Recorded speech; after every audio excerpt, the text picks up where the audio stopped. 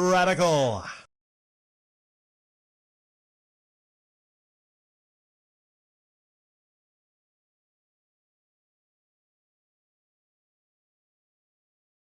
Welcome to Flea Market Stories, documenting one man's journey into the world of flea marketing. This day was hot. Hot. Very, very fucking hot. Like, I'm outside right now recording. It's pretty hot today, and it's in the afternoon. Well, it's as hot as it was today in the afternoon that it was in the morning. Insane humidity. Insane humidity. And there wasn't a whole lot of people that came that day. In fact, a lot of the regulars that I normally talk to at the other tables, they weren't there that day. So not only wasn't keeping the customers away, it was keeping the regular vendors away. Going to shift focus from me and my table, and I'm going to shift focus to the table to the right of me and what he had. I forget his name. He had Funko Pops. I don't know if he sold a whole lot of Funko Pops that day. Had some pretty cool looking Funko Pops for Funko Pops, but I just don't give that much of a fuck about Funko Pops. I call them Funko Pops. I could give a fuck less about Funko Pops. So hopefully he did get some sales actually. I set up my TV, my test TV, on a table, my side table I normally use to sell things. But since I wasn't selling a whole lot, I said, hell, I'm just going to use this table. I'm going to enjoy myself for the time I'm here, and I'm going to play some Xbox. So I found that actually with my busy days, that might be some downtime when I'm at the flea market to actually catch up on some gaming. As weird as it sounds.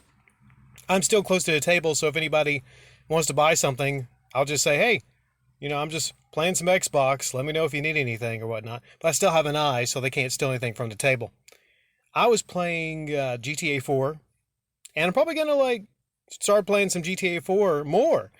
And I played it years ago, but I'm really come to really appreciate a lot of the details that was put into that world. I kind of kept it against it. I held it against it that it wasn't San Andreas, but I think with that world, specifically the car physics, the mechanics and everything, there's a lot to love about that game. And that's a very chill game to just run around in and just, test the world and the little things in the world. Now, the guy selling the Funko Pops, he watched me play a little bit too. I asked him if he wanted to play, and he's like, no, I just watch you play. He's a very timid guy. Very quiet, very timid. Big fan of Star Wars. He kind of, teased me that I was going to buy a Star Wars disc. I showed him both the disc, but he didn't promise he would, but he was like, oh man, that's interesting. Can I see that? So he's a huge Star Wars fan.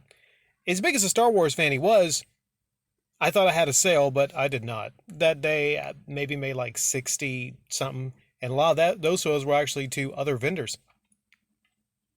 I could focus on more of the sales that day, but I'm not. This guy had something very special behind him. He had a Nissan Skyline. Now, it was not bright blue, as you mostly see Skylines. It was not the R32. Wasn't Godzilla. It was not. I mean, even a newer Skyline, that, gets some attention, but this was a 94 Skyline. I mentioned to him that I had a 94 Sentra, and I showed him pictures about, what everyone can do with a Sentra. But compared to a Sentra, no one gives a damn about a Sentra. It doesn't matter how nice I'm going to rebuild and fix up my Sentra. It doesn't matter. This was a motherfucking Skyline. And he had Boba Fett, I believe it was Boba Fett, a decal in the back window. Now, normally I would say that's kind of tacky, specifically for such a unique car, but it was in the window. He didn't have any decals, on the paint or whatnot. This was a dark gray Skyline. I would try to put a picture, somewhere in the thumbnail, or I might flash a picture right now. I don't know if I took a picture of it. Maybe I took a video clip. If I did, I'll put that before this. That was a story here. That was a story. It consumed all the interest, even from a lot of the guys who were coming looking at our tables. I'd hear the same thing. Is that a motherfucking Skyline? Dude got a motherfucking Skyline. Then they was asking to look at the Skyline. I don't know if anybody asked to sit in the Skyline, but they were asking to look. And then I think to myself, well, between both, what would probably get more attention? A Ferrari or a Skyline? I'm thinking probably a Ferrari would get a whole lot more attention because usually they're bright red, especially from the females. A Skyline, a girl, I'm not saying there's not a lot of girls out there that are really into car culture, but most females are not going to really understand and know the significance of a Skyline. And this guy, he actually said that he paid 10,000. So if you didn't like the fact, if you were jelly at the fact that this guy had a Skyline, the fact he only paid 10K for it, I made him an offer right there, 15. I could go get the cash. I made him an offer right there, 15 for that Skyline. Even at the fact that I'm rebuilding my Sentra and everything, I really did want that Skyline. And I can't say that about a lot of vehicles. That particular one, it was not the sought after one. It wasn't Godzilla. If it was Godzilla, then you'd be paying a whole lot more.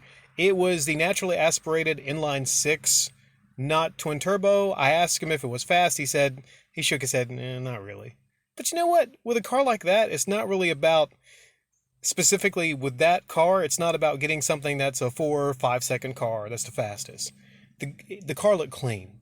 Not a chip on the paint, nothing. Even the rims, they weren't factory rims, but the rims that were on it were 17s, and they were aluminum, and they fit the car perfectly. Just perfectly. Now what was this? It's weird. It's actually an SUV. Doesn't sound like it. It sounds like a car. Yeah, my apologies, I'm outside. Just a pretty day outside. Hot, but a pretty day. I wanted to record outside. So yeah, I made him the 15 offer. I didn't want to go beyond that, but he didn't want to sell it. I could tell he legitimately loved the vehicle.